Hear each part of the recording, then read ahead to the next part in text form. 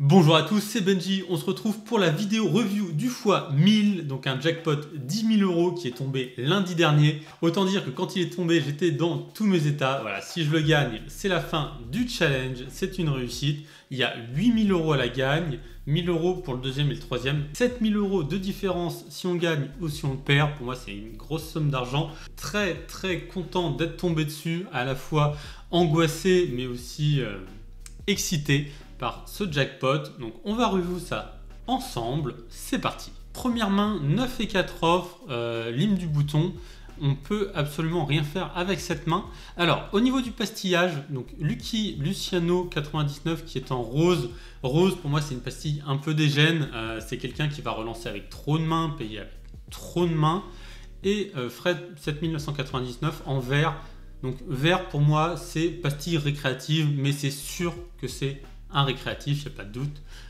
Et on verra, les deux joueurs vont faire beaucoup d'erreurs sur ce jackpot. Donc on voit déjà Lucky Luciano qui a limpé au bouton. Donc ensuite, la suite du coup, voilà, on voit un donk bet de Fred qui est jamais bon. On n'a jamais envie de donk contre le bouton. Bon là c'est un peu particulier, c'est un limp, mais quand même on n'a jamais envie de donk sur le bouton sur ce genre de board. Un deuxième barrel et Lucky Luciano. Donc voilà, il est déjà N, mais là j'imagine qu'il a que un valet. S'il a un valet, c'est une énorme erreur de ne pas laisser bluffer son adversaire. Surtout qu'il est en position à la river et qu'il craint aucune river. Coup très mal joué a priori des deux joueurs. On est quand même content de tomber sur ce genre de profil quand c'est le x1000 qui tombe. Alors, deuxième main, 8 et 7 off, ça va être trop faible pour une ouverture au bouton. Alors, je vais peut-être avancer un petit peu. Donc voilà, on voit Fred, 79,99 qui fait 3x. C'est a priori jamais bon, ça annonce quand même de la force de faire ça, il va a priori tout le temps payer. Lucky Luciano qui fait tapis, donc là, même s'il est dégène, sur un x1000, j'imagine qu'il y a toujours une main forte. Et As-10 contre Roi 8, voilà, donc un énorme spew du joueur à gauche. Et on se retrouve en HU contre le joueur a priori dégène. En tout cas, moi, c'est ce que j'ai noté. Donc là, limp de SB. Roi 8 off, c'est quand même une main qui a assez peu de jouabilité à mon sens. On préfère faire tapis directement avec cette main qui va en battre beaucoup d'autres. Sachant que Lucky Luciano, voilà, j'ai noté qu'il allait payer beaucoup. Alors, peut-être pas autant que d'habitude sur un x1000, mais qu'il allait payer beaucoup. Donc, je domine beaucoup de mains. Et je préfère faire tapis que jouer cette main hors position. Donc, voilà, Roi 8. Tapis tout à fait standard. Et Lucky Luciano qui va fold. Et c'est très bien. Donc, tout de suite après, As-4. Rien d'autre à faire avec As-4, on n'a absolument pas envie de jouer cette main post-flop, ça flop très mal, on est content de prendre une blinde directement pré-flop, donc jusque là tout se passe bien. 2 et 8 suité, donc je crois qu'il a fait tapis, de me souvenir, oui donc là on peut rien faire, c'est un fold très évident. Il y a eu très peu de mains complexes sur ce tournoi, de ce que je m'en souviens, donc je suis assez content de comment je l'ai joué. Voilà, 2-5 suité, même chose. Donc je vais limper toutes les mains suitées contre récréatif. Et évidemment, contre un all-in, on va fold cette main-là. Si c'est 3 off, on va fold contre un all-in ou contre un min-raise. Ensuite, 9 et 7 off. On a vu qu'il a beaucoup ISO all-in, malgré tout, 9 et 7 off. C'est trop haut pour fold directement cette main. Donc le limp me va très bien. Donc vient un flop valet 8. On a gutshot, on va c-bet ici et très certainement fold sur un all-in, peut-être call un min-raise, mais je suis très content de c-bet cette main en position et je m'attends quand même à ce qu'il y ait beaucoup de mains qui fold chez mon adversaire. C'est ce qui se passe ici, donc là on est très content de prendre ce petit pot, il est important. Donc main suivante, As-10, une main très forte en HU. Donc là, Lucky Luciano, on l'a vu faire beaucoup tapis. Je m'attends à être devant sa range et de très loin, puisque j'ai la note comme quoi il va faire tapis avec a priori beaucoup trop de mains. Donc là, on a un call qui est extrêmement facile. Hop, et on tombe sur As-Roi. La détresse quand j'ai vu la main. Ouais, un peu dégoûté. Je m'attends à ce que ce joueur fasse tapis beaucoup de mains. As-10, on a une main qui est extrêmement forte, qui sera très peu battue, très peu dominée. Donc ouais, voir As-Roi ici, c'est vraiment un énorme setup qu'on veut pas avoir.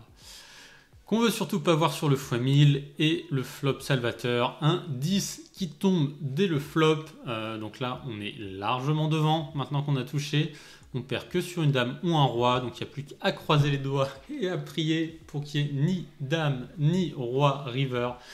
J'étais comme un fou quand j'ai vu ce 10 arriver, donc turn 1 3 de cœur et river 1 10 et on prend quasiment les 2 tiers des jetons, donc autant, voilà. Autant vous dire qu'à ce moment là dans ma tête c'était la folie, d'autant plus qu'on a As-4, on a une main pour faire tapis dès la main suivante et Lucky Luciano qui va fold ici, pourquoi pas. On passe à plus de 2 tiers des jetons. Valet 8, j'ai regardé après coup. Donc Valet 8, c'est un call à partir de 7 bébés. Donc c'est la main la plus basse qu'on est censé coller en GTO dans ce spot. Maintenant j'ai foldé, sachant que j'ai la pastille, comme quoi le joueur va faire beaucoup tapis. Je ne sais pas si mon fold est bon ou mauvais. Je pense qu'on est quand même sur un x1000, qu'il ne va pas être aussi large que d'habitude, et comme c'est l'extrême bottom, il ne doit pas y avoir beaucoup de différence entre call et fold. Donc là j'ai fold, je ne sais pas si c'est une erreur ou une bonne chose, mais en tout cas j'ai décidé de la fold sur le moment présent. Voilà, je m'attends quand même à ce que la main soit battue une grosse partie du temps. Ensuite, donc 5 bébés deep, dame 6 c'est beaucoup trop fort, on doit obligatoirement faire tapis. Et malheureusement, le Lucky Luciano qui a à nouveau une grosse main, on se retrouve face à paire de 8. Donc là, si une dame tombe, c'est 7000 € de gagner. Donc voilà, 8000 € si on gagne, 1000 € si on perd. Je croise vraiment les doigts à ce moment-là pour une dame. Le flop est pas si mauvais puisqu'il nous donne gutshot sur un 8. Bon, notre adversaire en bloque déjà 2. Mais maintenant on joue une dame plus un 8 pour faire straight. Et là je crase les doigts. Un 8, une dame. Flop vient 10. Allez, un 8, une dame. Et malheureusement on perd plus de la moitié de nos jetons sur ce coup à tapis. C'est le coup dur. Le coup dur.